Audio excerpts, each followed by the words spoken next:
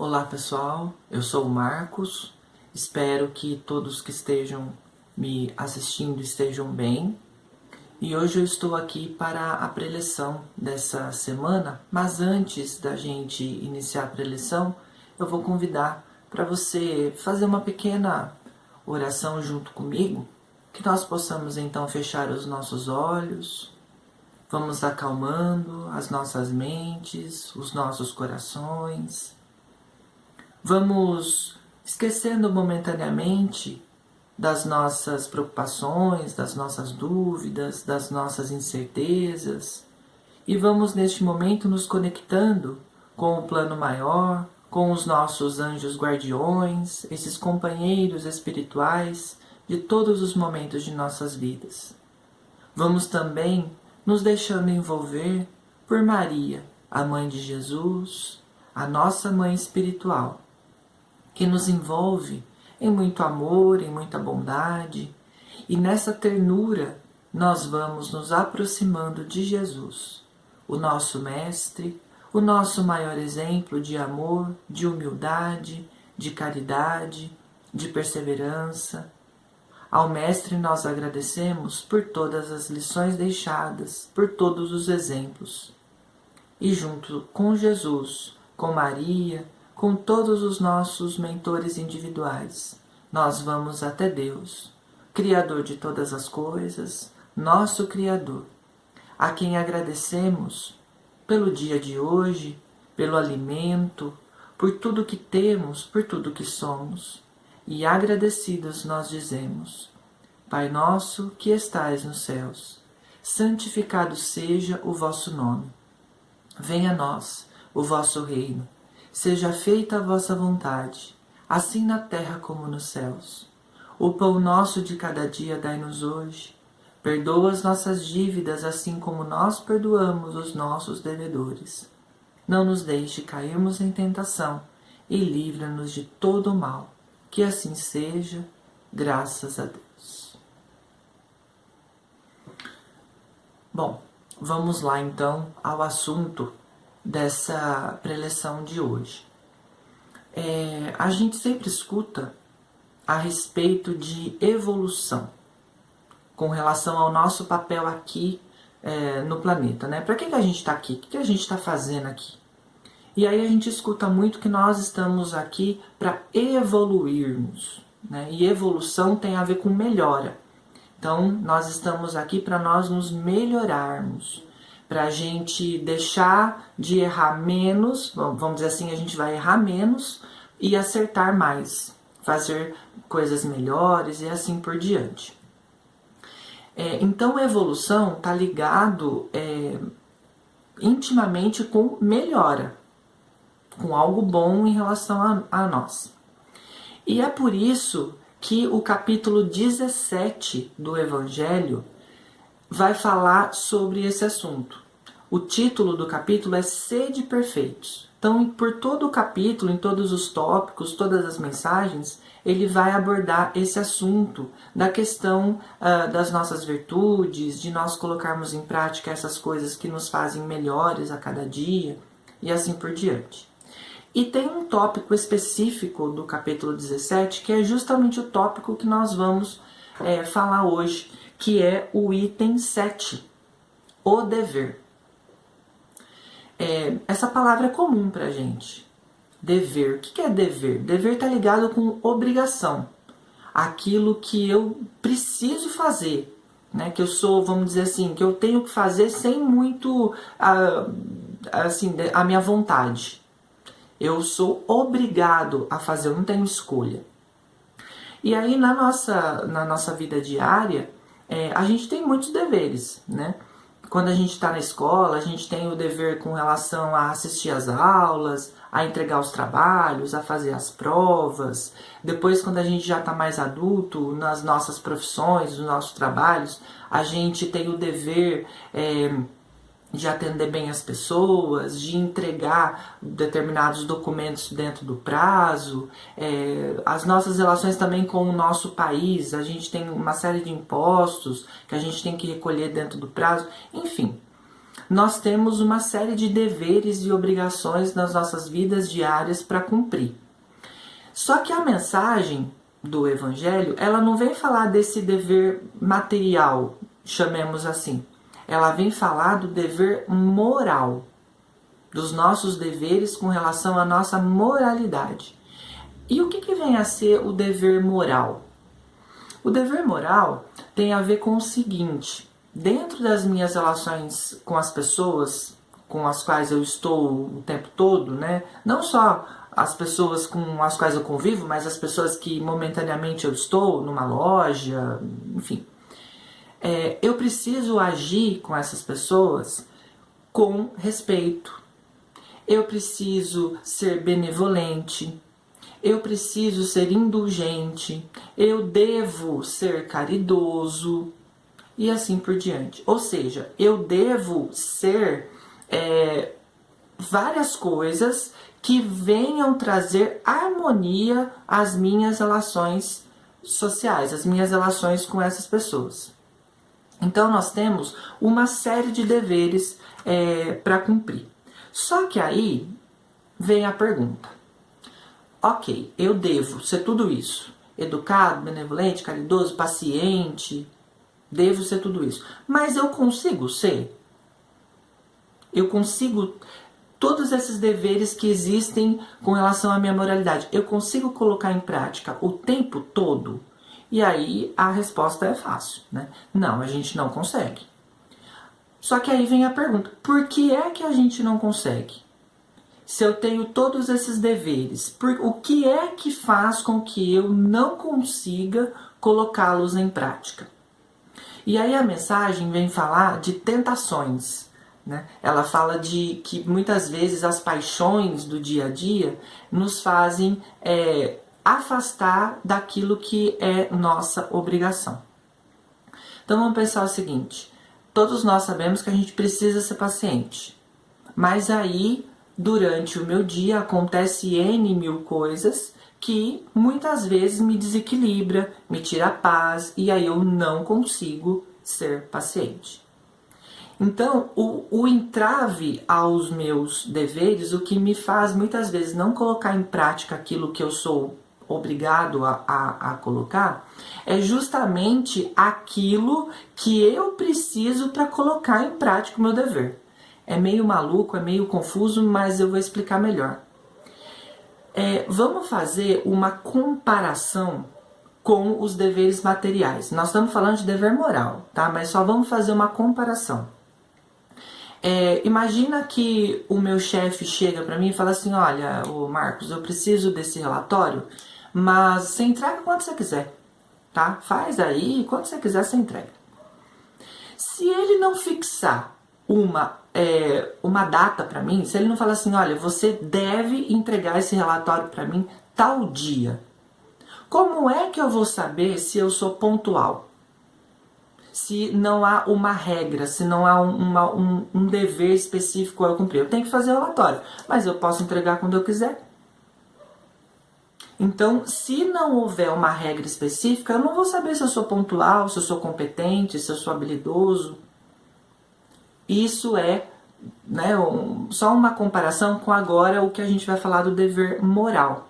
Se eu preciso ser tudo isso que eu já falei, paciente, bondoso, como é que eu vou colocar em prática esses deveres se não acontecer na minha vida algo que me obrigue a ser dessa forma? Como é que eu vou demonstrar que eu sou paciente se nada testa a minha paciência? Se não fura o meu pneu do carro faltando 5 minutos para eu chegar numa reunião, como é que eu demonstro ser paciente se isso não acontece? Como é que eu demonstro ser paciente, outro exemplo, se eu acordo atrasado e aí eu preciso ir rápido e aí isso tira a minha paz? Então, essas coisas que, ao nosso ver, nos desequilibram, na verdade são justamente elas que vão fazer com que eu consiga colocar em prática o meu dever. Todos esses deveres que a gente aprende com Jesus. Então é interessante pensar porque parece meio contraditório, mas a gente precisa dessas ocorrências para a gente colocar em prática aquilo que o Evangelho espera da gente, né? E aí decorre disso uma outra questão, algo interessante para a gente pensar. Ok, eu devo, mas como que eu sei o que eu devo fazer? Como que eu tenho que agir? Aonde está escrito como é que eu devo me comportar? Aí, mais uma vez, uma comparação com a nossa vida material. Dentro da nossa sociedade brasileira, a gente tem inúmeras leis, inúmeras regras, inúmeras coisas que a gente tem que cumprir. Quando a gente passa para o campo moral, para o campo religioso, o que é que me define o que é certo e o que é errado? Qual é a norma de conduta que a gente segue dentro do campo moral? As regras que Jesus nos ensinou. Tudo aquilo que Jesus viveu aqui no nosso planeta, que ele vivenciou e que ele exemplificou, tudo isso é a norma de conduta que a gente pode usar para saber se a gente está fazendo certo ou está fazendo errado, o que a gente deve e o que a gente não deve fazer durante todas as nossas atividades, nos nossos dias, nas nossas semanas. Então é Jesus, é o Evangelho de Jesus que vem trazer esse conteúdo para a gente saber o que a gente tem que fazer ou não, o que é certo ou não, o que é bom ou não, o que é adequado ou não. Por isso que a gente precisa aprender cada vez mais, ler cada vez mais, ouvir cada vez mais, para ter esse conteúdo, para a gente saber o que fazer, né? E aí o Evangelho fala uma coisa bastante interessante também. Como que eu sei onde começa, onde termina esse dever? Então o Evangelho diz assim: o dever começa precisamente no ponto em que ameaçais a felicidade ou a tranquilidade do vosso próximo, e termina no limite que não desejaríeis ver transposto em relação a vós mesmos. Parece familiar essa frase, não parece? Ela é muito próxima àquilo que Jesus nos ensina com o primeiro mandamento, né? Que a gente precisa amar a Deus sobre todas as coisas e fazer ao próximo aquilo que a gente quer que faça para nós mesmos. Então, como que eu sei o meu dever? Como que eu sei o que é o correto a fazer? Se eu estivesse no lugar daquela pessoa, como eu gostaria de ser tratado? Pronto. Aí a gente já consegue resolver uma infinidade de problemas que às vezes a gente causa sem necessidade, né? E aí a gente precisa pensar uma outra coisa. Muitas vezes a gente escuta pessoas dizendo, né? Poxa, mas eu faço tudo correto, eu faço tudo que está ao meu alcance, tudo que eu, né? Tudo que eu posso eu faço, e mesmo assim eu tenho problema, parece que as coisas não fluem na minha vida. Então vamos pensar, a partir de agora, pensar uma coisa. Não é porque a gente faz os nossos deveres, que a gente é obrigado a fazer, a gente tem que fazer esses deveres, não é porque a gente faz que a nossa vida estará isenta de problema. A própria mensagem aqui do Evangelho nos diz: a humanidade é sofredora. Nós vamos ter sofrimentos. E esse sofrimento, ele é igual para todas as pessoas. Igual no sentido de motivo. Todo mundo, se a gente pensar bem, todo mundo sofre pelas mesmas coisas. A gente sofre às vezes por uma traição, a gente sofre pela morte de alguém, a gente sofre por alguém falar meio ríspido conosco. Todo mundo sofre pelos mesmos motivos. Pode ser a pessoa mais importante, né? Sei lá, a pessoa com mais posse, a pessoa com menos posse possível. Todo mundo sofre pelo mesmo motivo. Então, cumprir o meu dever não vai me isentar de sofrer. Tá, mas por que eu cumpro então? Para que eu tenho que cumprir? Que vantagem eu levo? Né? Na verdade, a gente não pode pensar por esse lado. A gente tem que pensar pelo seguinte: o Evangelho, mais uma vez, fala, né? Nós devemos cumprir o nosso dever justamente por aquilo que eu falei lá no início. Se a gente tem a consciência de que nós estamos aqui para nos melhorarmos, faz parte do processo de melhora a gente cumprir com as nossas obrigações morais. Porque isso vai nos aproximar cada vez mais daquilo que a gente julga eterno, que é o reino de Deus, né? Nós sabemos que nós somos seres vivendo uma experiência terrena, mas a nossa vida espiritual que é a vida eterna. Então eu preciso fazer aquilo que importa para a minha vida eterna, que são boas atitudes, bons comportamentos, praticar aquilo que Jesus me ensinou dentro da minha esfera de obrigação moral. Então, eu não devo cumprir o meu dever esperando algo em troca e achando que eu não vou sofrer. Eu devo cumprir o meu dever porque é meu dever, né? Faz parte da minha evolução, da minha melhora espiritual, fazer aquilo que Jesus espera e que Jesus exemplificou para todos nós, né? Então, quanto mais eu faço aquilo que eu devo moralmente e não o que eu quero, então, mais próximo de Deus nós estaremos. E aí é muito interessante a gente pensar nisso, porque a mensagem termina dizendo assim: a obrigação moral da criatura para com Deus jamais cessa, jamais acaba.